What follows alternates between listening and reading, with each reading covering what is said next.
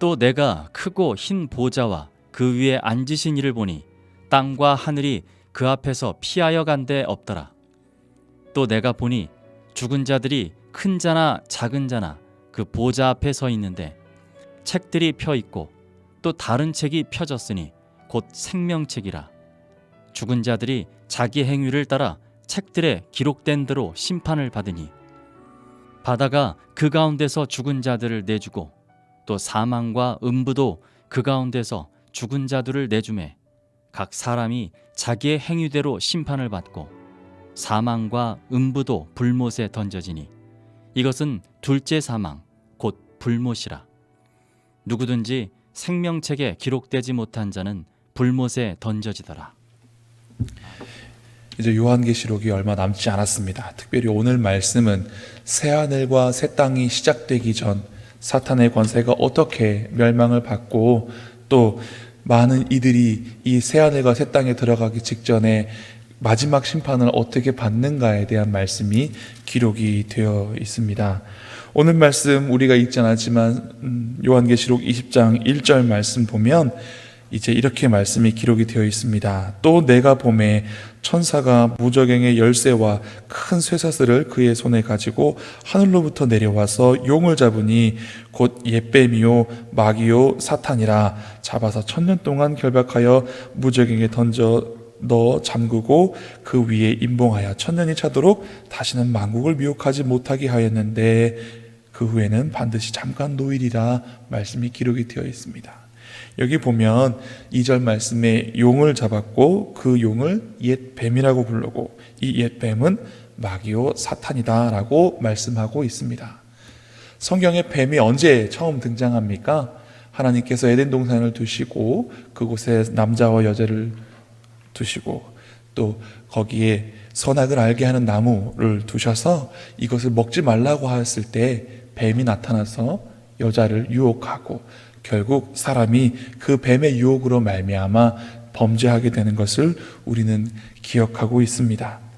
그때 하나님께서 뱀에 대해서 심판하실 때에 너는 정신토록 배로 기어다니며 흙을 먹을 것이고 너의 후손과 여자의 후손이 원수가 되게 하여서 너의 후손은 여자의 후손의 발 뒤꿈치를 상하게 할 것이고 여자의 후손은 너의 후손의 머리를 상하게 할 것이다 라는 말씀을 하나님께서 하십니다. 이 예언의 말씀은 예수님께서 이 땅에 오셔서 십자가를 지시고 우리 죄를 담당하시고 죽으셨을 때에 이루어졌습니다. 뱀의 후손이 여자의 후손의 발 뒤꿈치를 상하게 한 것이 예수님께서 십자가를 지시고 잠시 죽으셨던 것을 의미합니다. 그런데 예수님께서는 그 사망 권세를 이기셨습니다. 그래서 뱀의 후손의 머리를 깨뜨리셨습니다. 이렇게 이 옛 뱀이 세상에 처음에도 사람을 미혹해 하게 하고 예수님이 이 땅에 오셨을 때도 그 발 뒤꿈치를 상하게 하였는데 마지막 때가 되면 하나님께서 천사를 통하여서 그 뱀의 권세를 봉하시고 승리하신다라는 말씀이 기록이 되어 있는 것입니다. 여러분, 이 큰 권세를 가지신 분이 하나님이심을 인하여서 우리는 기뻐하고 감사해야 합니다. 사탄이 결코 힘이 약하지 않습니다. 우리 힘으로는 이길 수 없습니다. 첫사람 아담도 그 유혹에 넘어갔고 예수님께서도 십자가에 달려 죽으셨을 때에 잠깐 그 사망 권세에 지는 것처럼 보였습니다. 그리고 우리는 더 많이 유혹에 넘어지고 더 많이 죄를 짓게 되는 상황을 우리는 경험하고 있습니다. 그렇기 때문에 이 사탄이 결코 능력이 없진 않습니다. 그래서 우리는 때로 사탄을 두려워하고 무서워합니다. 하지만 이 말씀에 결국 승리하시는 이는 하나님이시고 이 사탄을 완전하게 결박하고 또 묶어두실 수 있는 권세가 우리 하나님께 있음을 우리가 믿고 하나님을 더욱더 의지하고 하나님 편에 붙어 있어야 하는 것입니다. 우리 영적인 전쟁의 대장 되시는 분이 누구이십니까? 예수 그리스도이십니다. 우리는 주님 뒤에 서서 주님을 따르는 그런 군사가 되어야 합니다. 옛날에는 전쟁을 하려고 하면 먼저 대장이 앞서 나가서 상대방과 싸우는 일이 있습니다. 다윗과 골리앗의 때도 기억해 보십시오. 블레셋 군대와 이스라엘 군대가 진치고 있었으나 정작 누가 나와서 그 싸움을 주관하였습니까? 골리앗이라는 큰 자가 나와서 그 싸움을 주관하고 하나님의 군대인 이스라엘을 모욕하지 않았습니까? 근데 그때도 이스라엘 군대들이 나가서 싸운 것이 아니라 다윗이 먼저 하나님의 이름을 가지고 나와서 싸가서 이겼습니다. 여러분, 다윗을 이기게 하신 분이 누구십니까? 하나님이십니다. 그렇습니다. 이 영적인 전쟁에서 우리보다 더 강한 자 사탄이 있으나 그를 이기게 하시는 이는 하나님이십니다. 우리가 하나님의 이름을 의지하고 예수 그리스도의 보혈을 의지하는 것이 여기에 있습니다. 그런데 이 사탄은 어느 동안 결박당하느냐? 요한계시록 20장 말씀에 의하면 1000년 동안이라고 말씀하고 있습니다. 이 말씀을 통하여서 천년왕국이라는 말이 나왔는데요, 사실 요한계시록 20장을 아무리 찾아봐도 천년왕국이라는 말씀 표현은 없습니다. 다만 사람들이 이 1000년 동안 옛 뱀이 용이 하나님께 결박되어서 상도들이 평화를 누리는 기간이 있는데 이 기간, 그 기간 동안에 하나님을 따라 예수님을 붙잡고 있던 사람들이 왕노릇하리라 라는 이 말씀을 통하여서 천년왕국이라는 말이 생길 것 같습니다. 6절 말씀 보겠습니다. 이 첫째 부활에 참여하는 자들은 복이 있고 거룩하도다.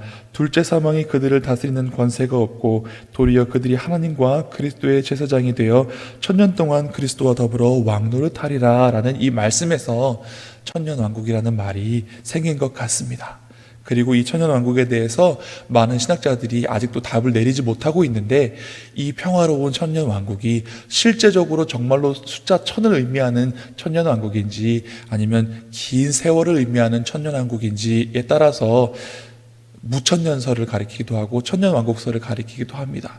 그리고 이 천년의 시간이 예수님의 재림 앞에 오느냐 뒤에 오느냐 이런 것들에 따라서 전천년왕국, 후천년왕국 이런 설이 있습니다. 그러나 정말로 중요한 것은 제가 생각하기에는 이 천년왕국이 예수님의 재림 전에 오느냐 뒤에 오느냐 정말로 천년이냐 이것이 아니라 마지막 때가 되면 우리가 주님과 함께 보좌에 앉아서 왕노릇하리라 라는 이 말씀이 정말로 귀한 말씀이 아닌가라는 생각이 들었습니다. 마태복음 19장 28절과 29절에 보면 부자 청년이 하나님의 계명을 다 잘 지켰는데 어떻게 하면 제가 더 영생하겠습니까? 예수님이 그때 대답합니다. 너희가 한 가지 부족한 것이 있으니 너의 소유를 다 팔아서 가난한 사람에게 주고 너는 나를 따라오라 말씀하셨을 때 이 부자 청년이 자기의 소유가 많음으로 근심하며 돌아갑니다. 그때 베드로가 예수님 앞에 나옵니다. 예수님, 저희들은 모든 것을 다 버려두고 예수님을 쫓았습니다. 그럼 저희들이 받을 상이 무엇입니까? 라고 이렇게 물어봤을 때 예수님께서 대답하셨습니다. 내가 진실로 너희에게 이르노니 세상이 새롭게 되어 인자가 자기 영광의 보좌에 앉을 때에 나를 따르는 너희도 12 보좌에 앉아 이스라엘 12지파를 심판하리라 말씀하셨습니다.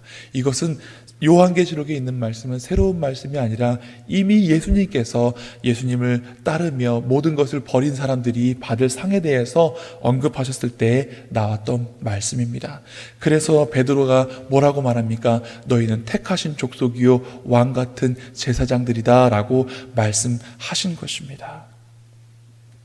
그렇습니다. 우리는 주님과 함께 왕 같은 자리에 앉아서 세상을 심판할 그럴 약속의 말씀을 얻은 사람들입니다. 그런데 중요한 것은 무엇이냐? 우리가 그때까지 이 믿음을 굳게 붙잡고 있어야 한다는 것입니다. 사도 바울처럼 내가 여태까지 자랑하던 것들 배설물로 여김은 예수님을 아는 것이 가장 고상한 것을 믿기 때문이다 라고 고백하듯이 우리가 예수 그리스도만 존귀하게 여기고 세상의 다른 모든 것들을 버리고 포기할 수 있는 믿음, 그런 믿음을 가지고 끝까지 나아가야 한다는 것입니다. 그래야 우리가 그때에 떳떳하게 주님 곁에 설 수 있지 않겠습니까? 그러므로 이 새벽에 나온 우리 사랑하는 성도님들은 이 믿음의 자리를 끝까지 잘 지켜나가실 수 있기를 간절히 바랍니다. 천년 동안 묶여있던 이 사탄은 잠시 자유함을 얻지만 요한계시록 20장 7절 말씀부터 이어지는 말씀을 의하면 마지막 심판 때에 그가 불못에 던져지게 되는 것을 알 수 있습니다. 20장 7절 말씀 제가 읽어드리겠습니다. 천년이 참에 사탄이 그 옥에서 놓여 말씀하고 있습니다. 그래서 옥에서 놓인 이 사탄이, 이 뱀이 어떻게 하느냐? 많은 사람들을 괴롭힙니다. 그래서 9절 말씀에 그들이 지면에 널려 퍼져 성도들의 진과 사랑하시는 성을 두루매 라고 되어 있습니다. 이 사탄은 천년 동안이나 결박당하여 있으면서도 깨닫지 못합니다. 돌이키지 못합니다. 자기가 하나님의 권세와 권능에 눌려 있었으면서도 끝까지 하나님을 대적합니다. 얼마나 미련합니까? 하나님의 권세와 권능을 알고도 끝까지 대적하는 것이 사탄입니다. 그때에 하늘에서 불이 내려와 그들을 태워버리고 10절 말씀에 또 그들을 미혹하는 마귀가 불과 유황못에 던져지니 거기는 그 짐승과 거짓 선지자도 있어 세세토록 밤낮 괴로움을 받으리라 말씀하고 있습니다. 원래 이 불못, 불과 유황불로 대변되는 이 지옥은 사람을 위한 것이 아니라 이 사탄을 위한 것인데 10절 말씀에 보니 거기에는 짐승과 거짓 선지자도 있다라고 하는 말씀으로 보아 이 사탄의 유혹으로 넘어간 많은 이들도 함께 심판받는 것으로 알 수 있습니다. 우리는 이것을 두려워해야 합니다. 예수님께서 제자들을 보내실 때에 내가 너희를 이리 가운데 보내는 양과 같이 여긴다라고 말씀하시면서 그들을 두려워하지 말고 하나님을 두려워하라 라고 말씀하실 때 하나님을 두려워하는 이유에, 두려워해야 하는 이유에 대해서 말씀하신 적이 있습니다. 몸은 죽여도 영은 죽이지 못하는 이들을 두려워하지 말고, 이것은 우리를 핍박하고 괴롭히는 악한 권세들입니다. 그러나 예수님께서 정말로 두려워해야 될 자가 누구인가? 몸도 죽이고 영도 능히 멸하실 수 있는 분을 두려워해라, 하나님에 대해서 말씀하시고 있는데 이것이 그렇습니다. 첫 번째 죽음은 육체적인 죽음입니다. 그런데 두 번째 죽음은 완전한 소멸, 완전한 영벌을 의미하는 것입니다. 우리 몸은 죽을 수 있지만 영은 그들이 죽이지 못합니다. 우리 영혼까지 완전히 멸하실 수 있는 권세를 가지신 분은 하나님밖에 없습니다. 하나님은 그런 권능을 가지고 이 옛뱀 사단과 그를 따르는 거짓 선지자들 영원한 죽음에 이르게 하시는 그런 하나님이신 것입니다. 우리는 이 두 번째 사망에 이르지 않도록 믿음 안에 살아야 하는 것입니다. 그리고 사단은 끝까지 믿는 자들을 괴롭힙니다. 자기의 운명을 알고 있습니다. 자기가 멸망받을 것을 알고 있습니다. 그렇기 때문에 어떻게 해서든지 하나라도 더 끌고 가려고 발악을 하는 것입니다. 그래서 히브리서 기자는 히브리서 12장 1절에서 5절 말씀에 우리에게 이렇게 권면하고 있습니다. 이러므로 우리에게 구름같이 둘러싼 허다한 증인들이 있으니 모든 무거운 것과 얽매이기 쉬운 죄를 벗어버리고 인내로써 우리 앞에 당한 경주를 하며 믿음의 주여 또 온전케 하시는 이인 예수를 바라보자. 그는 그 앞에 있는 기쁨을 위하여 십자가를 참으사 부끄러움을 개의치 아니하시더니 하나님 보좌 우편에 앉으셨느니라. 너희가 피곤하여 낙심하지 않기 위하여 죄인들이 이같이 자기에게 거역한 일을 참으신 일을 생각하라.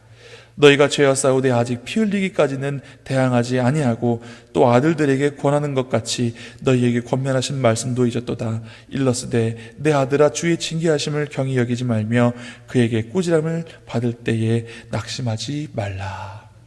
여러분, 신앙생활이 결코 쉽지 않습니다. 그래서 우리가 피 흘리기까지 싸워야 할 일이 있을 것이라고 히브리서 기자는 우리에게 말씀하고 있습니다. 그때에 포기하지 말고 낭망하지 말고 낙심하지 말고 믿음을 던져버리지 말고 우리를 위하여서 부끄러운 그 십자가의 고통까지 참으신 예수님을 바라보자라고 말씀하고 있는 것입니다. 우리가 어떻게 참을 수 있겠습니까? 우리가 어떻게 인내할 수 있겠습니까? 인내하신 주님 바라볼 때 가능한 것입니다. 그럼 그런 그들에게 주어지는 말씀이 오늘 우리가 함께 읽은 말씀에 나와 있는 것입니다.